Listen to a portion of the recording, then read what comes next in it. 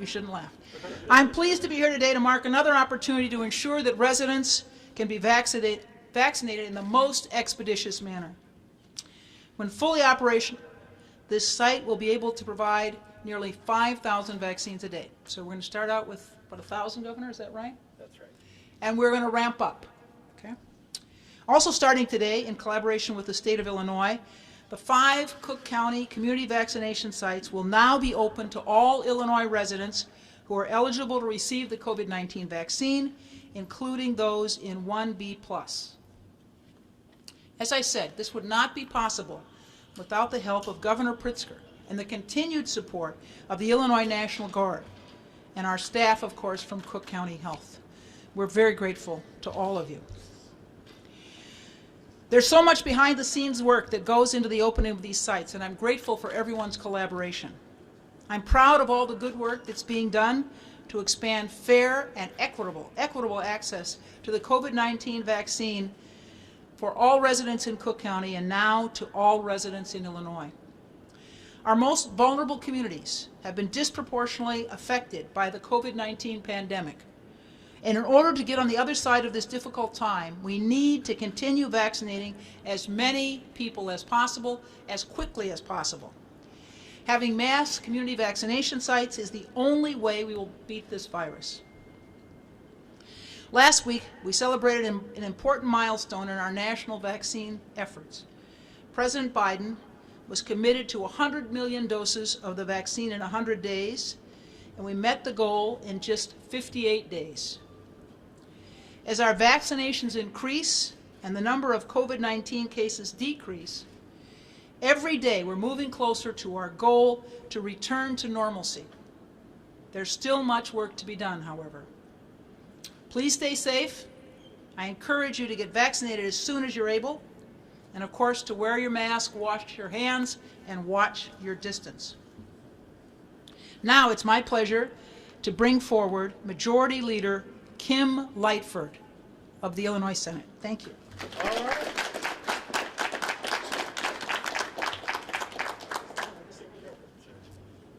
Thank you, Madam President. Good morning. Good morning. I bring greetings to all of you on behalf of the 4th Senate District and welcome you to the Village of Forest Park under Mayor Worry Hoskins. And I realized that when I passed my purse, I passed my glasses. So I'm pretty sure I'll be swift. I just want to ditto, if I could just ditto the governor, the speaker, the president. I believe they really said it all. The importance of vaccinations, the importance of bringing this facility to communities who were disproportionately impacted by this virus. I just want to add to that it's critical that we continue to move as quickly as possible to allow our most vulnerable residents to get vaccinated so that they're able to defend themselves against this deadly virus. By opening this mass vaccination site here in Forest Park, we ensure every community member and surrounding communities, regardless of race or color, has access to this life-saving vaccination. There is no other pathway to getting families back together and our lives back to normal than ensuring Illinois residents get the opportunity to be vaccinated. It is vital that people over age 65, and I was so glad to hear the governor's percentage of seniors that have been vaccinated, in addition to our frontline workers, that they're able to get their vaccines as well. And even though supplies are still slightly limited, thank you, President Biden, I urge people to be patient. Eligibility is continuing to expand. And if you're eligible, I encourage you to go to vaccine.cookcountyillinois.gov to register and set up an appointment. I'm also pleased that many of the vaccination sites can easily and equitably serve our diverse communities. Making sure minority communities who have been hit so hard by this virus have access to the vaccines is very important. I also want to take this opportunity to remind everyone that even though vaccines are starting to be administered more and more each day, we still need to take precautions. Keep wearing masks, keep watching your distance, and keep washing your hands. If we all are patient, respectful, and work together, as you see the collaboration of our governor, our speaker, and our Cook County president, we will get to the other side of this pandemic. The more cautious we are, the more our communities can reopen. That means more opportunities to support local restaurants and other small businesses safely. I know this winter has been especially hard, but we're on the right track right now. Let's all do our part to keep it that way. And before I leave the podium, I'd like to acknowledge all of the mayors from West Cook County, and a special thank you to the Illinois National Guard. I was raised by an Illinois National Guardsman, so I totally get it. So thank you all for joining us on today. Thank you, and I have the opportunity to introduce my colleague who also shares the village of Forest Park with me in the 4th Senate District, and that's Representative LaShawn Ford.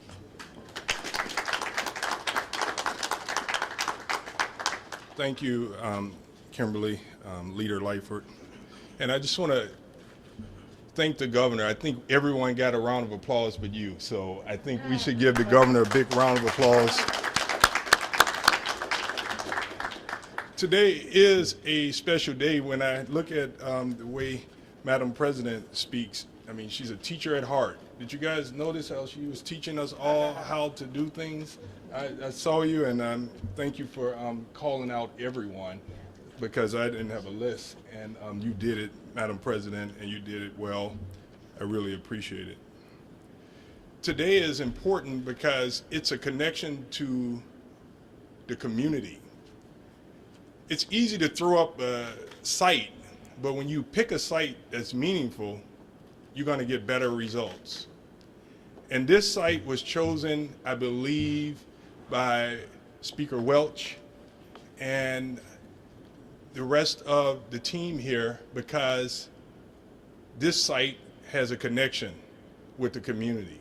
If we're going to get people to take the vaccines, we have to have a location where people trust. And people trust the Winstons. They trust Melody Winston, and they trust Pastor Bill Winston, and that's going to help us get people into this site because they believe in the location that they will be walking in. So, Governor, Madam President, Speaker Welch, I do believe that this site will be very successful because it was chosen with great discernment, and I do believe that people follow Bill Winston, and they will follow him right here into this site. Finally, I would like to thank the Illinois Guardsmen for their efforts in protecting us here in Illinois and keeping us safe and sacrificing so much to make sure that Illinois is protected. And I also can't leave without thanking the medical teams across the state. This has been tough. And Governor, I know that we wouldn't have a positivity rate of 2-point-something if you bent and if you didn't stand firm. So thank you for standing firm, and I do believe because of your leadership, Illinois will see the end of this horrible virus sooner than later. With that said, I would like to introduce my friend, Brandon Commissioner Johnson. All right.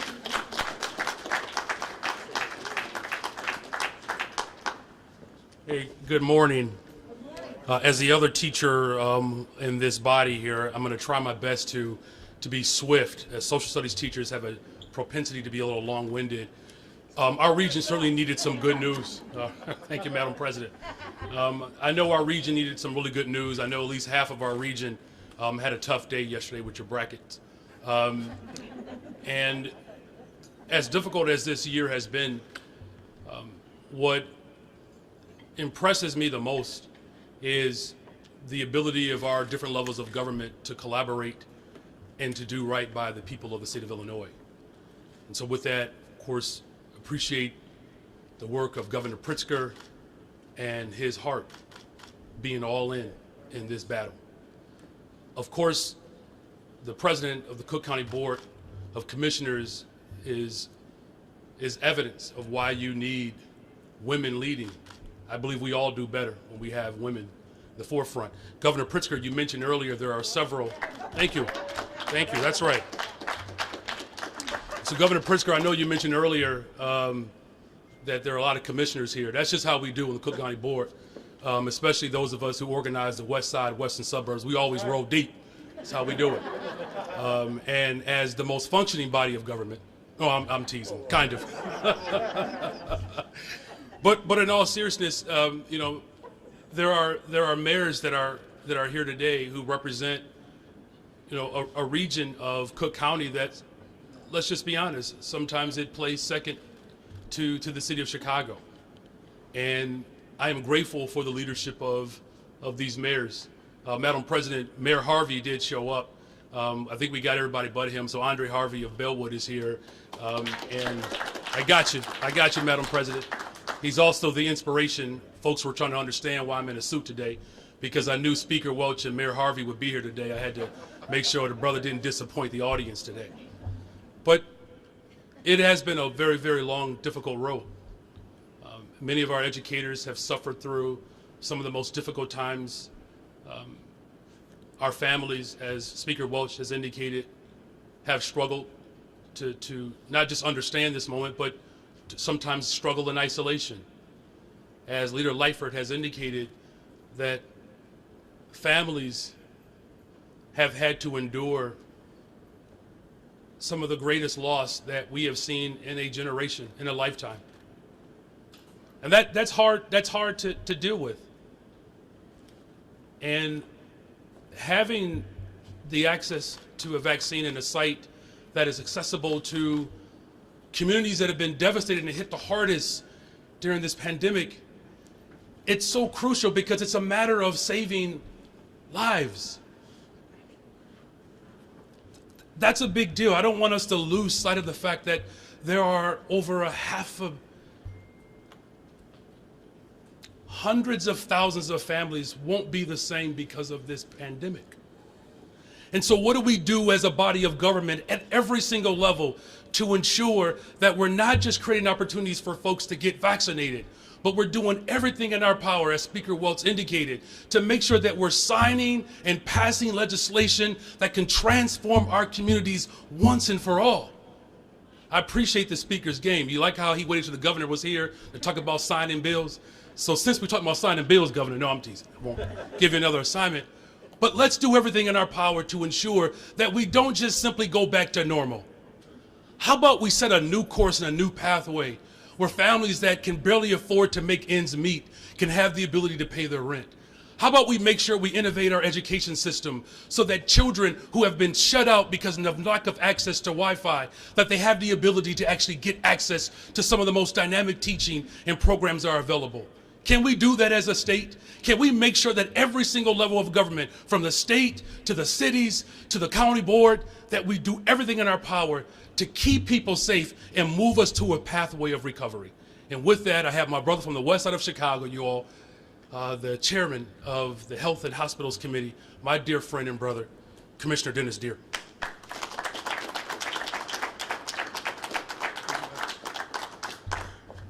Every time I speak, I get up and I ask, God is good and all the time.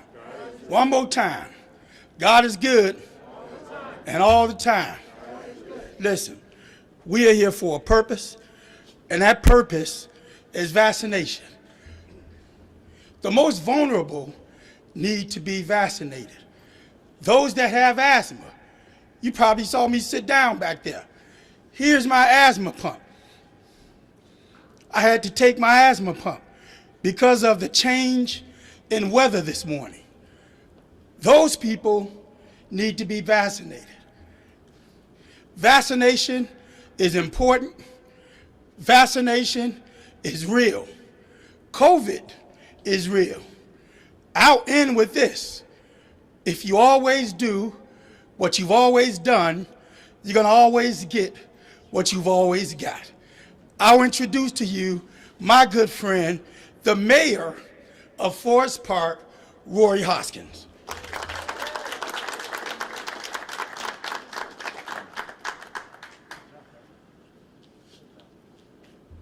Good morning, everyone. Good morning.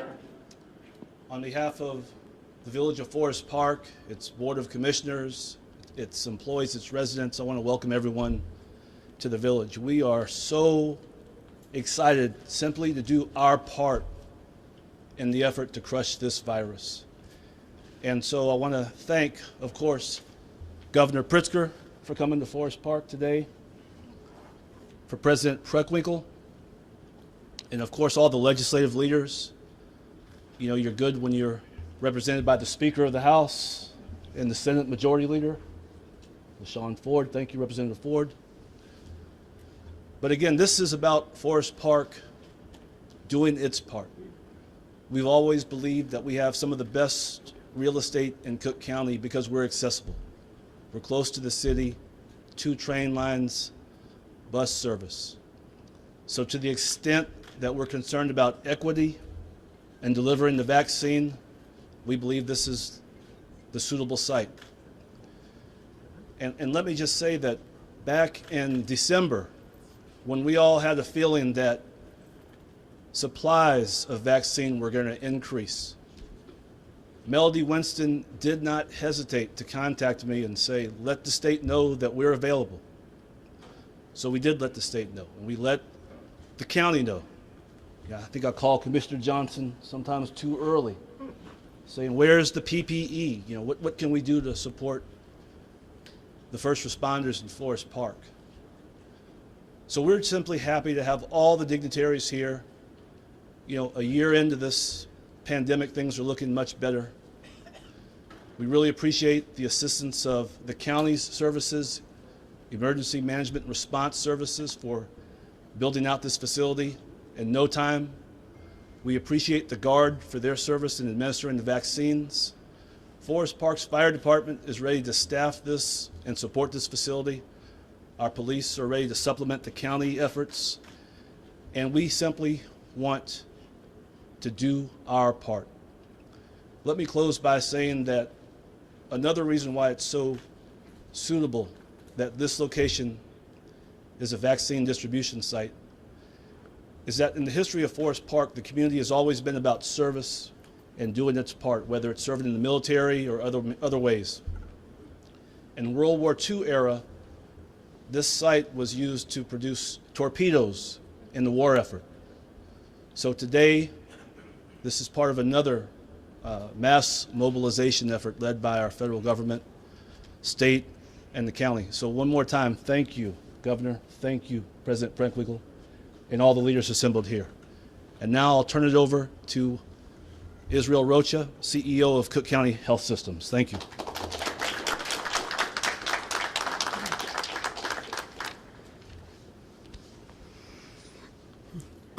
Good morning, everybody. Good morning. I want to thank Governor Pritzker, Speaker Welsh, President Preckwinkle, and all the elected officials who are joining us today as we open up Cook County Health's 5th large-scale vaccination center. It brings me great pride and immense hope that every time we open a new site, with each site that opens, more people have access to the COVID-19 vaccine. And the more people who get vaccinated, the closer we are to returning back to our normal lives. But just as critical as the number of sites that we open and where the sites are located, we choose these sites carefully to ensure that they were equitably distributed throughout suburban Cook County. We want to make sure that the most impacted by the pandemic have access to the life-saving vaccine. We are encouraged by reports that vaccine supply will be increasing. Over the last few weeks, we have seen the impacts of federal policies that have supported efforts to speed up the vaccination process. We are seeing more vaccine as evidenced by our numbers. On February 19th, we hit 100,000 vaccines through these sites, and those were 100,000 vaccine doses administered. Last Thursday, less than a month later, we reached 250,000 administered by those sites, and this week we're well on our way to hit 300,000 at those administered, and we are heading towards our goal of 1 million doses administered through these sites. And while these are important milestones, we have a long way to go. There are millions of people who want vaccine. We continue to ask for your patience. The site today, as you heard, and all throughout our mass sites are also built with additional capacity. So we want to make sure that as we encourage patience, we want to let all the residents know as we get more vaccine, each of the sites can go up. You heard the governor say it starts at 1,000. We can then go really quickly up to 3,500, and each of them have capacity to almost exceed 5,000 when we extend hours, and we're able to reach more individuals. So for those who have been at all of our openings, who've heard me say, this is a marathon, not a sprint.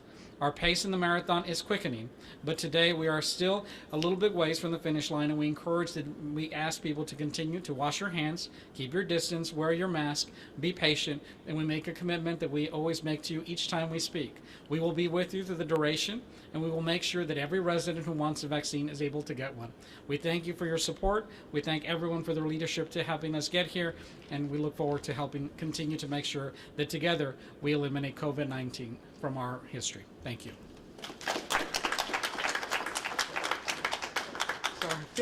Sorry. Now it's my pleasure to bring back up Governor Pritzker for question and answers. Thank you. Thank you very much, and happy to take questions from members of the media. Good morning, Governor. Thank you. And there is still some questions, of course, about confusion of getting appointments. By opening it up to more people, while some are thrilled, others who are seniors are saying, I still didn't get mine. What do you tell those folks about that frustration, and where are we at in getting to the bridge phase as well? So as I announced a little earlier, we're at about 64% of our 65 and older population getting vaccinated. We'll be moving to the bridge phase when we get to 70%. And I think you've seen that we're adding about 1% of the 65 and over population every day. So we'll, rapidly we're moving toward the next phase. I think secondly, with regard to appointments, it is true that we don't have enough vaccine anywhere in the nation to satisfy demand. However, we're not in the next phase of eligibility for everybody 16 and over yet. We have 3 more weeks, and during this period there are a number of particular clinics focused on those who are 65 and over, and of course we're encouraging people who are 65 and over to make sure that they get vaccinated. In addition, we're into our 3rd round of visiting all the long-term care facilities across the state of Illinois. So people who didn't get it the first time around because maybe they were a little hesitant, got it the second time around and have it available the third time around, in addition to staff in those locations. So we're making an enormous amount of progress.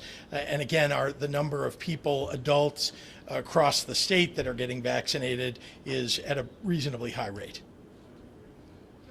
Craig. We continue to hear more developments with Loretto Hospital. With the what hospital? Loretto. Loretto. COO apparently done a special favor to a high-end jewelry store on the Gold Coast. Can you give us your thoughts on that? And Yep. should there be any sanctions from the state? Yes, Loretto? Well, it's unacceptable to let people jump the line, especially if people have clouded their way through to jump the line. But anybody really that's stepping ahead of somebody that's been eligible, someone who's vulnerable, as we have prioritized, doesn't get a vaccine because someone who's not vulnerable jumps the line, including, I gather, Eric Trump. So it is true that the leaders at Loretto, who I gather through some internal investigation have been revealed to be partially or fully responsible for this, should be reprimanded and held responsible and held accountable. Could we hear from Senator Lightfoot and Representative LaShawn Ford-Lee? You are on the board of directors at Loretto. Now we're hearing of this new development this morning of a Gold Coast jewelry store getting vaccination. When you're talking today about equity. Sure, and that doesn't change the fact that what they did wrong is wrong. So each storyline that continues to come out is wrong. As the vice chairman of the Loretto Hospital, our board submitted a statement. We have reprimanded the president and CEO of the hospital. extensively. Sanctions were placed, financial charges as well, so I don't know that there needs to be any further discussion. We're here today because we are excited about this location being opened here in the Village of Forest Park. Should they be fired? They've been sanctioned by the board. And what does that mean? I mean, and people just. I'm not telling you what we did as a board. That was an executive decision behind closed doors. Neither one of them were pleased, of course. Perhaps thought we were a little heavy-handed, and I assure you it won't happen again. Did they apologize for taking any of these steps to help other people? What can you tell us in essence what they said? They're very sorry. Our president of the board, George Miller, he states that he takes full ownership of the challenge that he's put the Loretto Hospital in. He's very remorseful, and so is Mr. Ahmad. As the board, we've asked them to just share with us everything. That way we won't continue to be shocked by the Black Club paper expressing more digging, more investigation to find out all that they had done. However, we've done about 14,000 vaccinations at the Loretto Hospital. We were focused on the Austin community. As part of one of the programs was to go out into the community and to get those who were not comfortable with the vaccination or didn't have access to the hospital to go to them. I think they did a poor job in going to the Trump Tower. They did, however, express that out of the 73 individuals that were vaccinated, 65 of them were residents from the west side and south side of Chicago, and they were essential workers. So we're talking 5 individuals who did not fit the parameter is what the whole big story broke out about. And of course the silliness of Mr. Trump's son. He was not vaccinated at the Trump Towers. The guy doesn't wear a mask. He doesn't support. I mean, just think of it, please. He doesn't support the whole idea. It was just a big joke that went on social media that also should not have happened. You mentioned you asked them if they had disclosed all of the other things they have done. Are we going to hear any other bombshells of other places they've gone to help clouded people get vaccinations, or is this the end of it? You may be in line for another piece of information. Why not just? Can you tell us what that is? Yeah. No, Besides the Gold Coast jewelry store. right, no. Thank you. Governor, I know the state's looking for, is there anything being done, can be done at the state level or down the line to overhaul the oversight for where these vaccines are going once they're given to sites, hospitals? No, but we've reiterated to all of those who receive allocations in the state of Illinois that unfortunately, if they don't follow the what we've set out in our phases, and if they let people jump the line, that the consequence could be less vaccine going to that location. So I don't think anybody wants that. Everybody wants vaccine to keep flowing, and let's be clear. As far as I'm concerned, we've heard about an incident here, an incident there. They're isolated.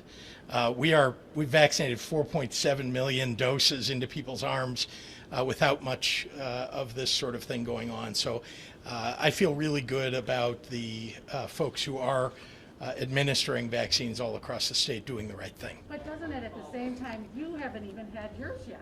Isn't it somewhat frustrating to hear that when I'm sure you would like to get your vaccine? Well, that has nothing to do with my decision not to get vaccinated yet. I want to make sure that others are able to go ahead of me, not obviously people who've been, pushed to the front who aren't eligible, but others, seniors and those who have underlying conditions like cancer and diabetes and so on. My frustration is when anybody doesn't follow the rules here.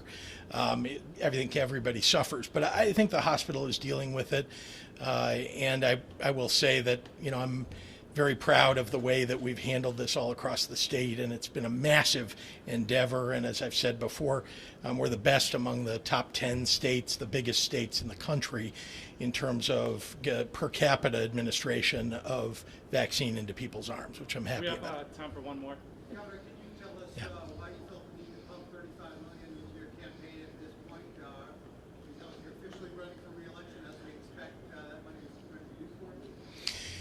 No, let me start with what I've said all along here, which is I'm focused on getting us past this pandemic, keeping people safe and healthy in the state of Illinois. Any of that, the support for my committee is really designed as a preventative measure in the event that Republicans continue in any more public way to try to attack the Democratic agenda of standing up for working people, or to frankly lie about the Democratic agenda. We're doing what's right for people all across the state of Illinois, making sure that working families get what they need to stay in their homes, to get jobs, to raise their wages, et cetera.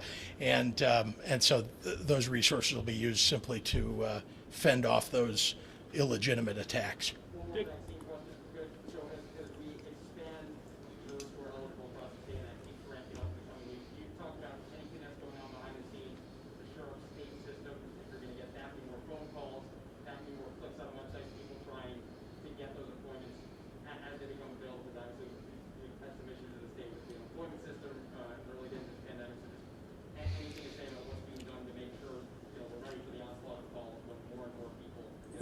Right. Well, the systems, so to be clear, the computer systems that are used for making appointments, those have not been falling apart. There's one instance here or there. But remember, we've got 97 local public health departments. We've got hundreds and hundreds of pharmacies supported by the federal government and state resources as well to get vaccines into people's arms. And those systems work reasonably well. In terms of people being able to call in, as you know, we opened up a site so that people can call in, dial in, people who don't have access to the internet. We have hundreds, thousands of calls that come in every day. People are able to make appointments that way as well. We've not had any glitches or challenges, problems there. It may happen, but we'll be on top of that. And to be honest with you, I think that's actually going reasonably well. What isn't, and what is most challenging, is making sure that we get the numbers of vaccines that we need in the state of Illinois. What I mean by it isn't is that I would like everybody to be able to get vaccinated today. And the truth is that as you look forward, and we have about 3 weeks of visibility, it looks much better, especially with the Johnson & Johnson vaccine that is going to arrive, we are told, the week of March 29th.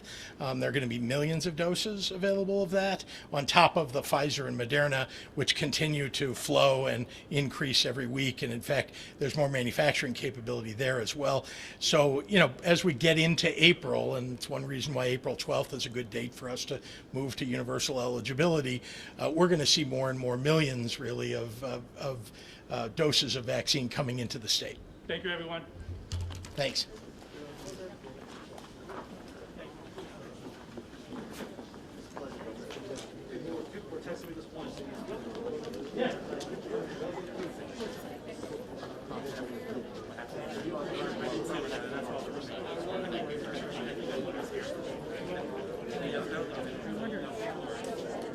So I don't have a call with me. Do you want me to run out and get it? No, that's all right.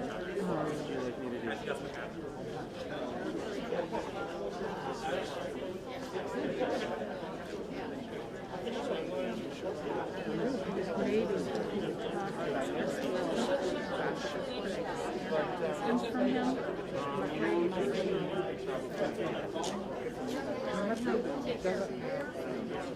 Sound on it off a bit.